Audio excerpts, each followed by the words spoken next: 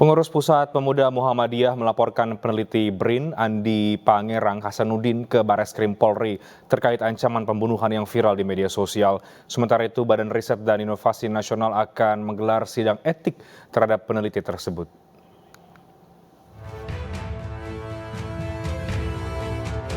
Pemuda Muhammadiyah resmi melaporkan dua peneliti Badan Riset dan Inovasi Nasional atau BRIN ke Bareskrim Polri. Dua peneliti BRIN yang dilaporkan adalah Andi Pangerang Hasanuddin dan Thomas Jamaluddin. Laporan itu terkait komentar di media sosial yang dinilai mengandung unsur ujaran kebencian dan ancaman pembunuhan. Keduanya dilaporkan dengan Undang-Undang ITE. Peneliti BRIN Andi Pangerang Hasanuddin menjadi perbincangan publik akibat komentarnya di media sosial yang mengandung ancaman pembunuhan terkait perbedaan metode penentuan Hari Raya Idul Fitri 1444 Hijriah. Komentar Andi membalas pendapat peneliti BRIN lainnya, Thomas Jamaluddin. Atas komentarnya yang dinilai meresahkan masyarakat, Badan Riset dan Inovasi Nasional akan menggelar sidang etik terhadap Andi Hasanuddin pada hari Rabu 26 April besok. Sidang etik itu akan menentukan sanksi terhadap peneliti BRIN tersebut. Tim Liputan iNews melaporkan. Dan untuk membahasnya lebih jauh, sudah bergabung bersama dengan kami, ada Nasrullah, Ketua Bidang Hukum dan Advokasi PP Pemuda Muhammadiyah. Selamat sore, Mas Nasrullah. Selamat sore, Mas Renhat. Baik, Mas Nasrullah, tadi kita lihat dari PP Pemuda Muhammadiyah melaporkan ke Bareskrim, apakah artinya ini memilih jalur hukum untuk bisa menyelesaikan dan merespon unggahan dari oknum peneliti BRIN? Ya, terkait laporan tadi itu langkah hukum yang kita ambil untuk menyelesaikan permasalahan ini. Kita pimpinan Pusat Pemuda Muhammadiyah memanfaatkan hak konstitusional kita sebagai warga negara untuk melaporkan yang bersangkutan akibat dari komentar yang disampaikan di akun media sosial Facebook yang akhirnya meresahkan publik, khususnya di kalangan warga Muhammadiyah. Karena di situ jelas terlihat ada dugaan fitnah, pencemaran nama baik, terus penyebaran ujaran kebencian, bahkan ada nada-nada ancaman pembunuhan yang tentu saja membuat tidak nyaman ya sebagai negara. Baik, jadi pasal apa yang kemudian dilaporkan dan ini dua orang ya, artinya yang satu lagi yang kemudian juga mungkin sudah beberapa tahun yang lalu juga ikut dilaporkan? Tadi waktu kita melaporkan itu baru satu orang ya, atas nama P. Hasanuddin. Ya, terus yang terkait pasal yang kita laporkan, tadi kita di Bareskrim menyampaikan kronologi kejadian dan itu lebih ke pasal 45 kalau nggak salah tadi ya, Undang-Undang ITE ya, menimbulkan rasa kebencian atau permusuhan antar individu. Tapi untuk kemungkinan adanya perluasan pasal atau pelanggaran terhadap ketentuan hukum yang lain kita serahkan ke penyidik lah yang lebih berwenang. Oke, baik. Mas Nasrullah, kita tahu bahwa BRIN akan menggelar sidang etik terhadap yang bersangkutan. Menurut Anda itu tidak cukup dan tetap harus polisi mengusut kasus yang kemudian Anda laporkan atau PP Pemuda Muhammadiyah laporkan sebagai ujaran kebencian ini?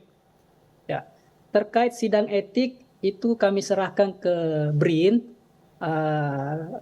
Tapi terkait dengan laporan polisi ini, itu kami memanfaatkan hak kami ya sebagai warga negara, dan mudah-mudahan dengan jalan ini kita berharap menjadi pelajaran juga bagi kita semua agar berhati-hati dan tidak sembarangan dalam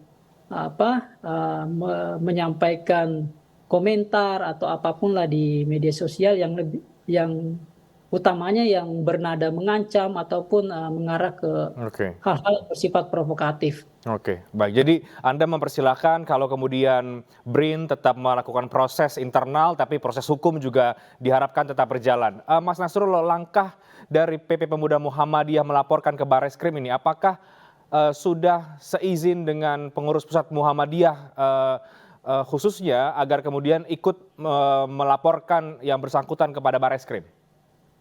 Ya, tentu saja langkah yang kami ambil ini berdasarkan rapat internal kita juga di pimpinan pusat Pemuda Muhammadiyah yang kemudian meminta kami di bidang hukum dan advokasi pimpinan pusat Pemuda Muhammadiyah untuk meneruskan ke berupa pelaporan yang bersangkutan di Barreskrim.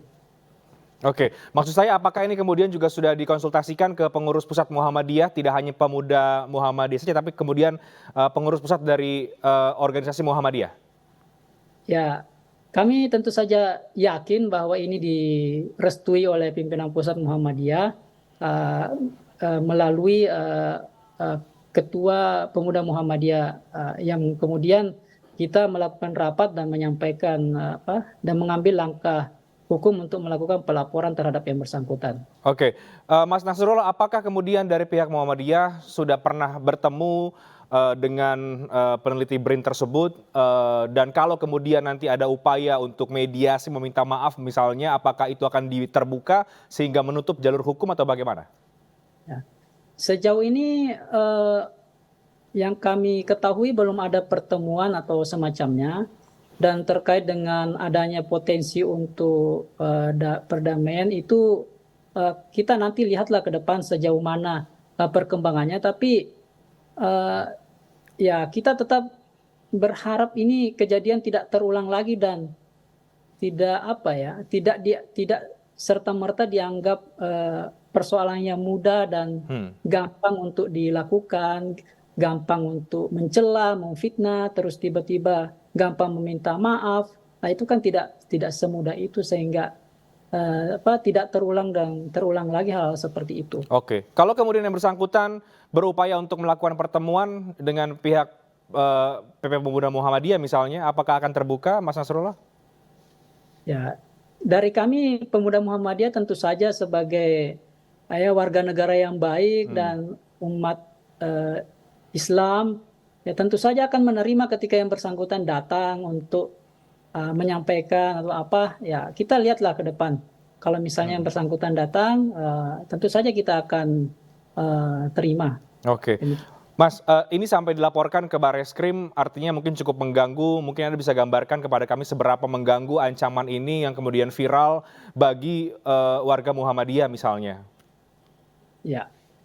Tentu saja ini sangat mengganggu Mas Rehat karena dilihat dari tulisannya ada ancaman pembunuhan dan kait-kaitkan kita Muhammadiyah dengan organisasi yang sudah organisasi lain dan ya sampai membawa istilah menghalalkan darah itu kan nggak baik ya, dan itu memprovokasi. Kita takutnya jangan sampai dengan adanya hal seperti ini terjadi keributan atau masalah lagi.